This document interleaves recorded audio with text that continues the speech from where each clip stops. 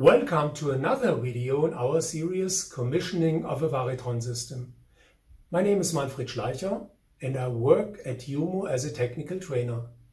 In the visualization of the variTRON system, you can call up process images, but these are empty at first. In this video, I will fill one of these process images with content using CODESYS WebVisu. Let's get started.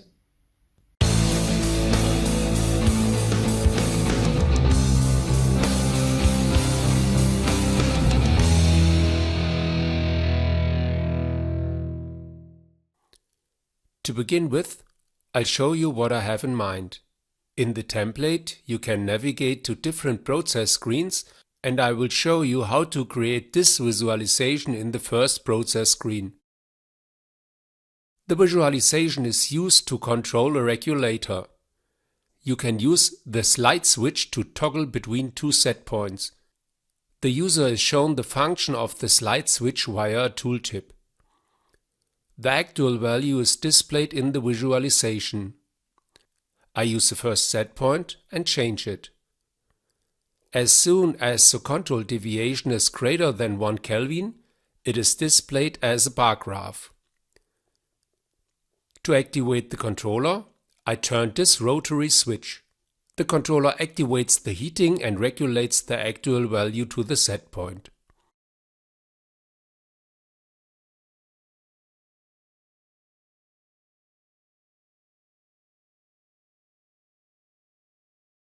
The control deviation is less than 20 Kelvin, which is also indicated by the bar graph. If the control deviation is less than 5 Kelvin, the bar graph changes color.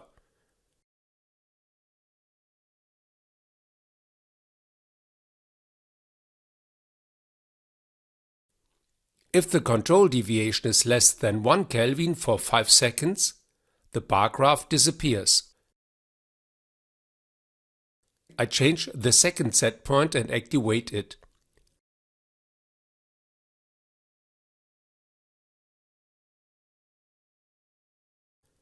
Pressing this button takes me to the controller screen. The controller works with the specified set point. And now I'll show you how to create this small project in Smartware Setup and in CODESYS. I am in the CODESYS. Each process screen corresponds to a visualization. You can access process screen 1 or its visualization here. This is the workspace of your visualization where you have to place your objects. There is a rectangle above the entire workspace, which I can use for a color change, for example. I delete the rectangle to make it easier for me to place my objects. Now I activate a background color. If I don't do this, a special image from JUMO is used in the background. Only the first process screen should be available in the navigation of the visualization, and so I set the number of process screens to be displayed in this global variable list to 1. Process screen 1 should be displayed under the name regulator control in the visualization. In this text list I set the name in the language I'm using. I start with the visualization. First I take care of the switch that I use to switch the controller on and off. There is a variable for activating and deactivating the controller, which I have to map first, and so I move to the I/O mapping of the controller. I find the variable in controller channel 1 under Outputs. I give it a name and I get a global variable that I use to switch the controller on and off. All variables that I use in the visualization must be called at least once, and I now do this in the main program.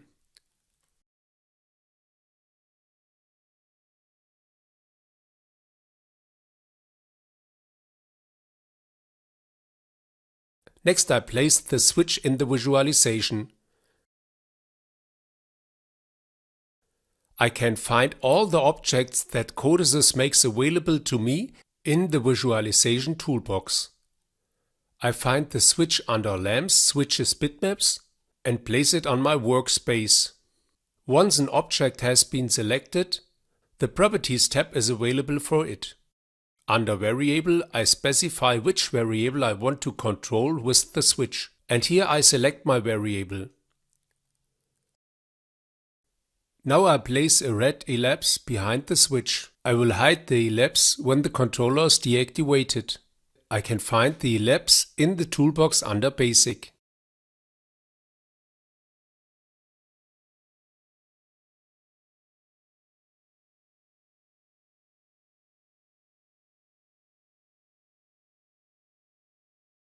I define red as the fill color in the properties.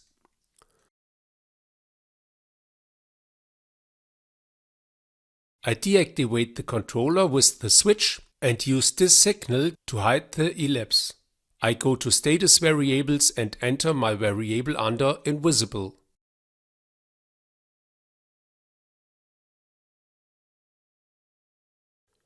Now I want to visualize the actual value. I have already mapped and called the actual value in a previous webinar. I'll show you again here where I did it. I mapped this actual value in the controller module under System Bus I/O mapping. And here you can see the name that I have assigned. And I have called up the variable in the main program. I go back to the visualization. I use a rounded rectangle to display the actual value.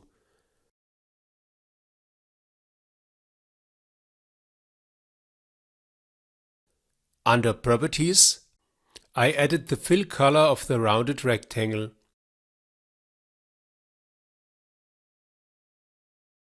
I enter the global variable for the actual value.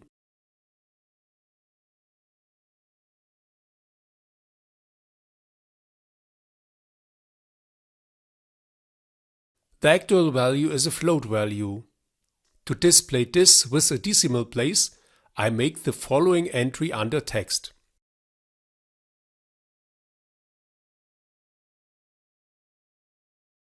Then I added the text size.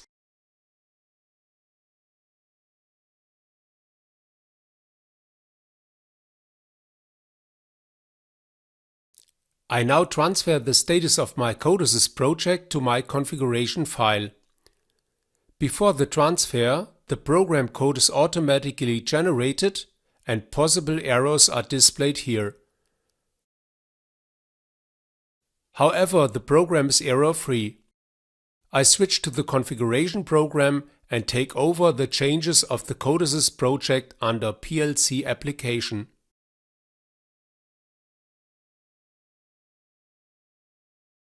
I will immediately transfer the configuration to the CPU together with the CODESYS project, but first I will make a small modification.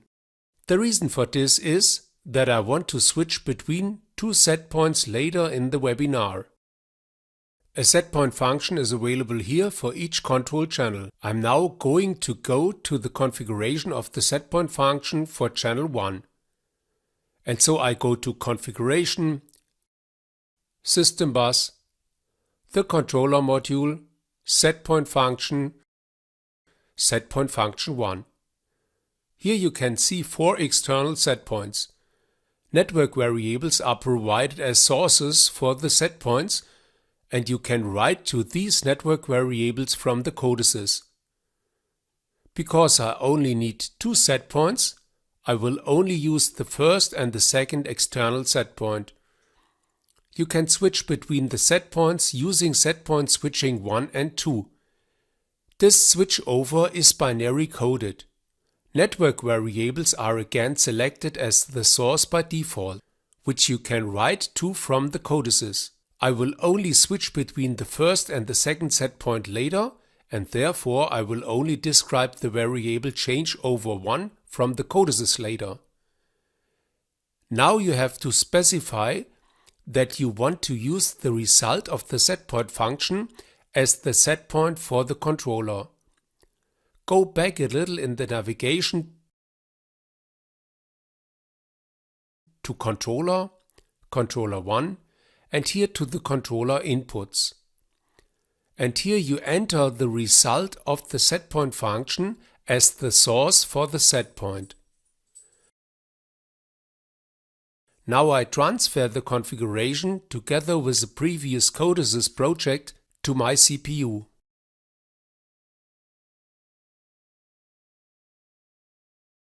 I change to the browser and call up the visualization.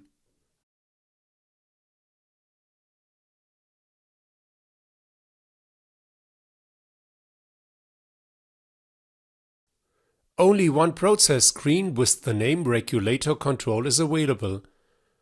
I select it. Here I can see the object I have created so far. I switch to CODESYS to expand my visualization. First, I take care of the setpoint switching. In the I/O mapping of the controller, I map the network variable that I use to switch between setpoint 1 and 2.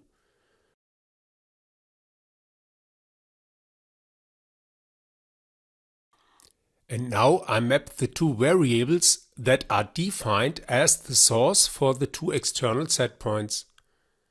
I find the variables under analog outputs, and here is the external setpoint 1. As I am only interested in the numerical value, I map here under value. I proceed in the same way with external setpoint 2. I call up the three variables in the main program.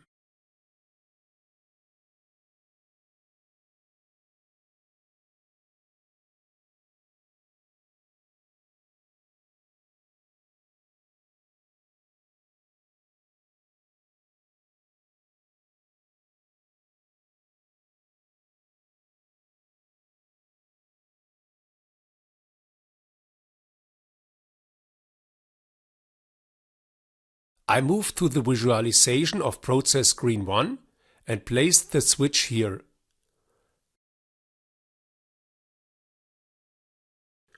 I specify that I want to use the switch to control the variable for the setpoint switchover.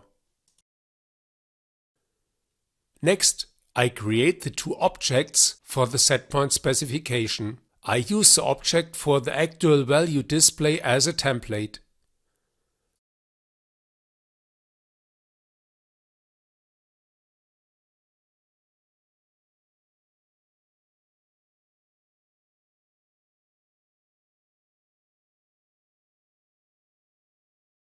I enter the variable for the first setpoint as the text variable here.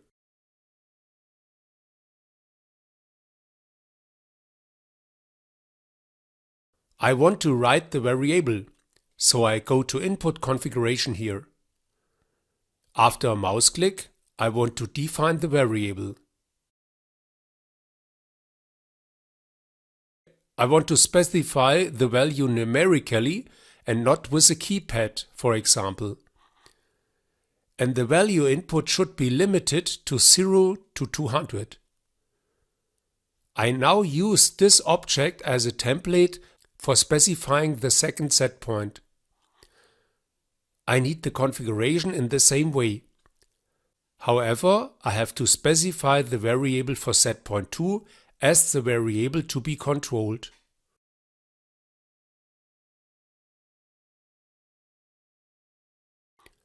I would now like to display the control deviation as a bar graph.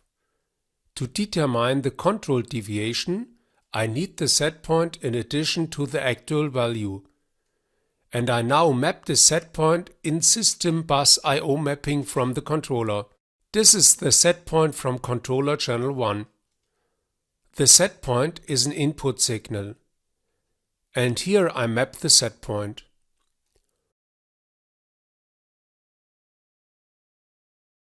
I call the variable in the main program.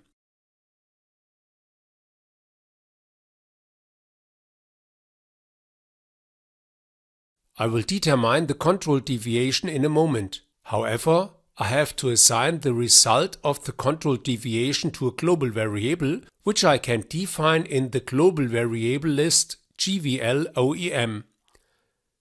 I define the variable under var global. I enter a name.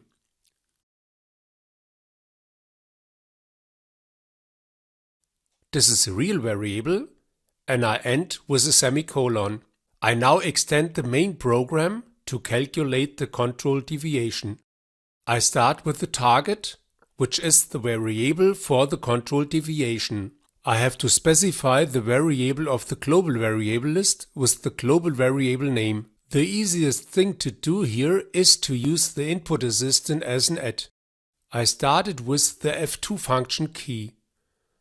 I enter the variable name in the text search.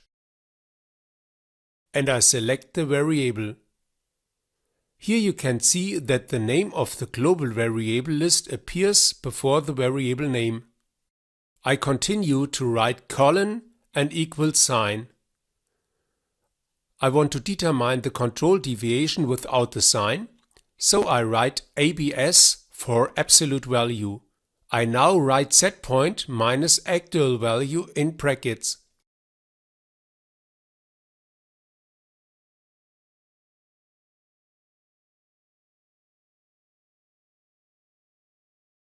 I end the program line with a semicolon.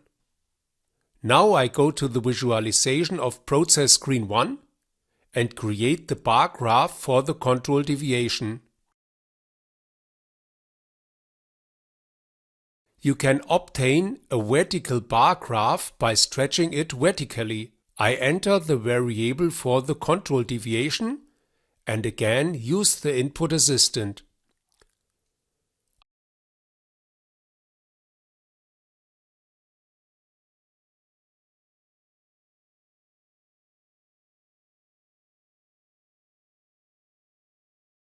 I scale the bar graph.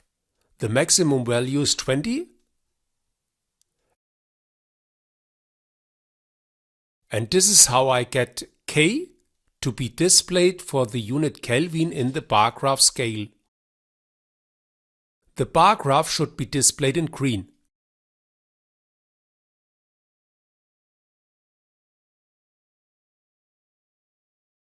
I can achieve that the bar graph is displayed in a different color for a certain value range. Color areas are available for this. I define a new color area.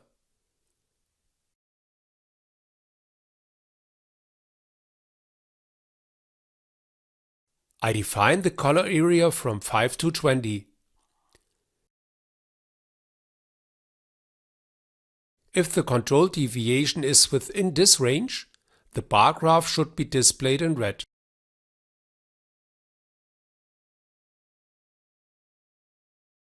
I want the bar graph to be displayed completely in red for control deviations from 5 to 20.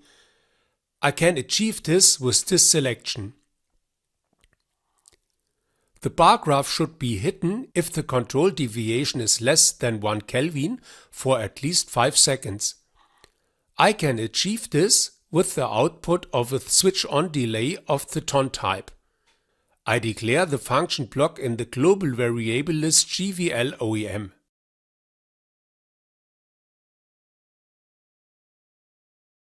I'm in the global variable list and I specify a name for the instance. TON hiding bar graph. The instance is of type TON.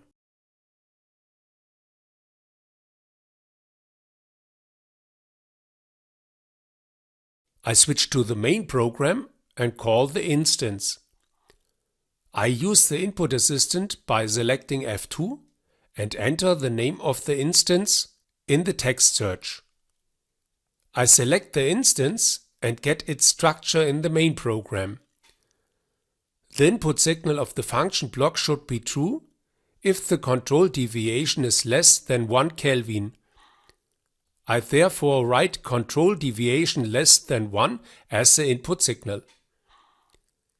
The function block should only set its output when the control deviation is less than 1 Kelvin for 5 seconds. I now use the output signal of the instance to hide the bar graph. I switch to the visualization for process screen 1. The bar graph is chosen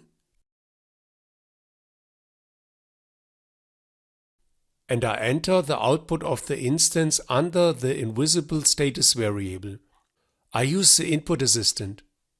To call up the output, I enter the name of the instance followed by .q. If a user later moves the cursor over this slide switch, the information text setpoint changeover should be displayed. And this is how I set up the tooltip for the slide switch.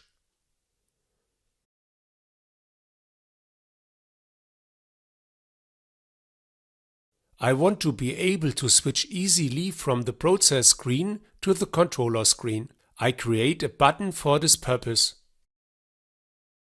By executing some program code, I can switch to the controller screen. And so I specify that the program code should be executed when the button is pressed.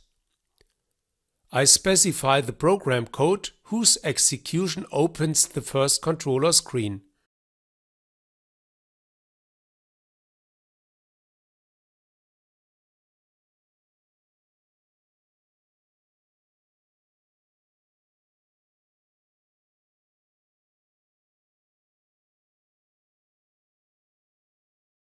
A variable is always expected for the push switch object, which is controlled by this. I create a global variable.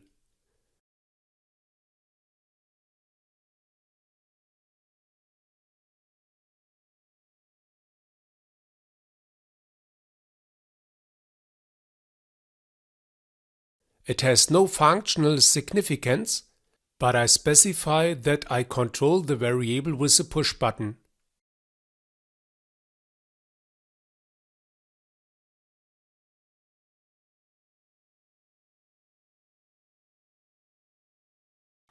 Finally, I add a descriptive text. I do this with a rounded rectangle.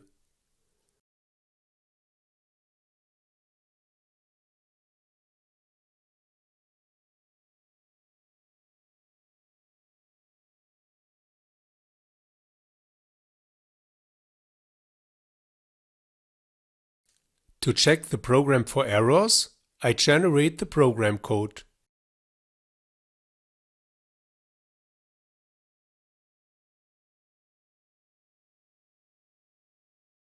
There are no errors. I transfer the program from the CODESYS to the CPU.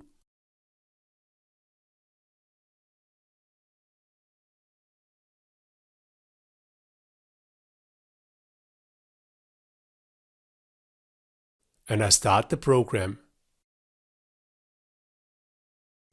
Here you can see the result of the visualization again. If you like, you can take another look at the visualization at the beginning of the video.